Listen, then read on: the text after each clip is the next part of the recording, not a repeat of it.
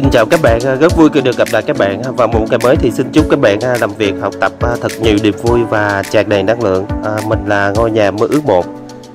Khi các bạn nhìn thấy cái mẫu nhà thì chắc chắn rằng các bạn thấy là nó quen, phải không các bạn? Các bạn đã nhìn thấy nó ở đâu đó ở những vùng quê nông thôn. Quả thật đúng như vậy các bạn, đây chính là một cái mẫu nhà mặt lồi mặt lõm truyền thống ở nông thôn mà mình sẽ chia sẻ và giới thiệu đến mọi người trong cái video này. Mẫu nhà này xuất hiện song song cùng với mẫu nhà ba gian truyền thống ở Nam Bộ, miền Tây nha các bạn. Và đây cũng chính là một trong hai cái mẫu nhà truyền thống đi vào lịch sử ở miền Tây. Kiến trúc thì nó có sự kế thừa và phát huy nha các bạn. Cho dù ngày hôm nay kiến trúc có hiện đại tân cổ điển như thế nào đi chăng nữa thì cũng vẫn phải kế thừa những nét đẹp và giá trị truyền thống kiến trúc của ông cha ta ngày xưa. Nhằm mục đích để duy trì và phát huy giá trị truyền thống về mặt kiến trúc xưa, và ngày hôm nay mình sẽ mô phỏng lại cái mẫu nhà mặt lồi mặt lõm truyền thống này với cái mục đích là duy trì cũng giống như là cái phát triển cái nét đẹp kiến trúc cổ điển miền Tây Nam Bộ. Cái mẫu nhà cổ điển này nó xuất hiện ở những cái thập niên 60-70 các bạn. Giờ đây khi có dịp về những vùng quê nông thôn, các bạn cũng có thể bắt gặp hình ảnh những cái ngôi nhà mái hai mái lợp ngói đỏ mặt lồi mặt lõm này đó các bạn. Và giờ đây thì những cái ngôi nhà này nó đã trở thành những cái ngôi nhà cổ ở miền Tây. Quả thật những cái mẫu nhà cổ ngày xưa ông cha ta xây dựng rất là kiên cố các bạn, và nó có những cái nét đẹp cũng giống như là cái công năng sử dụng nó rất là hợp lý, và đây chính là một cái điểm hay mà một cái điểm rất là đặc biệt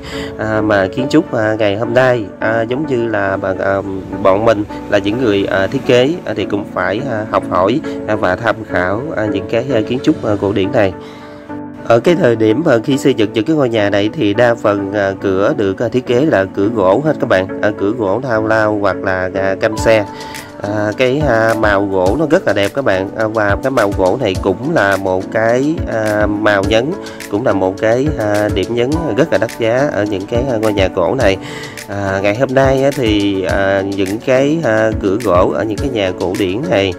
không còn nữa các bạn, và nó thay thế vào đó những cái vật liệu được hiện đại hơn như là vật liệu sắt, thép, nhôm, cũng giống như là những cái vật liệu hiện đại khác. Những cái mẫu nhà cổ điển như thế này nó không quá nhiều những cái chi tiết trang trí cầu kỳ phức tạp nha các bạn, nó rất là đơn giản, nhưng mà cái hiệu ứng cũng giống như là cái công năng sử dụng của nó ở bên trong thì rất là thoải mái và rất là rộng thoáng và mát mẻ, vì được sử dụng một cái hệ cửa gỗ cũng giống như là tường bao 20 giúp cho ngôi nhà nó trở nên cứng cáp và mát mẻ hơn. Những cái mẫu nhà gỗ này đa phần là hai mái các bạn, hai mái và lợp ngói đỏ, vì ngày xưa ở thời điểm này cái vật liệu ngói đỏ nó phổ biến hơn là ngói Nhật, ngói Thái mới xuất hiện cái thời điểm sau này. Những mẫu nhà cổ điển này nó mang một cái giá trị cũng giống như là một nét truyền thống văn hóa rất là đẹp luôn các bạn. Và khi mình có dịp về những cái vùng quê nông thôn đó, mình rất là thường xuyên ngắm nhìn những cái mẫu nhà cổ điển này. Đó cũng chính là một cái lý do và thôi thúc mình thực hiện cái mẫu nhà này lại một lần nữa để làm kỷ niệm, cũng giống như là giúp cho mình tìm hiểu được những cái mẫu nhà truyền thống xưa Nam Bộ như thế này. Nhà này được thiết kế là mặt lồi mặt lõm nha các bạn. Mặt lồi thì phía bên tay trái, mặt lõm thì phía bên tay phải, được thiết kế đầy đủ công năng, gồm có phần sảnh đệm, phòng khách, kim, phòng thờ, phòng sinh hoạt chung, 3 phòng ngủ, phòng ăn, khu vực nhà bếp và một cái nhà vệ sinh ở phía sau. Có thể nói rất là rộng thoáng về mặt công năng, với cái diện tích chiều rộng là 7 m, chiều dài là 17 m. Vì sao ngày xưa khi mà ông cha ta xây dựng thì lại rất là thích với cái số 7 các bạn, vì quan niệm về phong thủy là 3 chìm 7 nổi các bạn, do đó được đặt để theo cái kích thước phong thủy nha các bạn. Phần sơ đô thì được đúc sơ đô nha các bạn, từ sơ đô trở ra phía sau đó chính là hai mái lợp ngói đỏ và được dìm mái ở cái phần trên. Có thể nói đây chính là một cái mẫu nhà mà rất là phổ biến, rất là nhiều bà con mình ưa chuộng lựa chọn xây dựng để duy trì cũng giống như là giữ lại những cái giá trị truyền thống của kiến trúc xưa. Cái nền thì cũng được thiết kế khá cao các bạn. Cái nền để giúp cho ngôi nhà này để trở nên cao ráo hơn, hoành tráng hơn thì được thiết kế là 5 bậc 5 cấp với tổng cái chiều cao là 750. Để giúp cho cái nền này nó được cứng cáp hơn thì cái chiều cao nền là được ốp đá trẻ nha các bạn, giúp cho cái nền này nó được cao ráo. Và nếu như các bạn có dịp đến tham quan những cái ngôi nhà cổ như thế này thì mình tin chắc được rằng các bạn sẽ có một cái cảm giác giống như mình, là nó rất là mát mẻ, rất là thông thoáng. Mục đích mà mình mô phỏng lại cái mẫu nhà truyền thống mặt lồi mặt lõm này với một cái lý do là mình cũng đang thực hiện những cái dự án về những cái nhà cổ truyền thống như là nhà ba gian, nhà mặt lồi mặt lõm và nhà cổ xưa. Đây cũng chính là một trong những mẫu nhà mà mình chia sẻ trong cái series về những cái mẫu nhà cổ của mình. Nếu như cái mẫu nhà cổ này được xây dựng tại cái thời điểm bây giờ thì được mình đưa vào đó những cái vật liệu hiện đại hơn,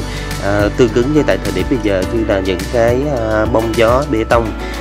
20-20. Cửa gỗ thì được thiết kế là cửa gỗ căm xe, còn cái gạch nền đó thì được lát là gạch 80-80 cho nó phù hợp tại cái thời điểm mà mình xây dựng.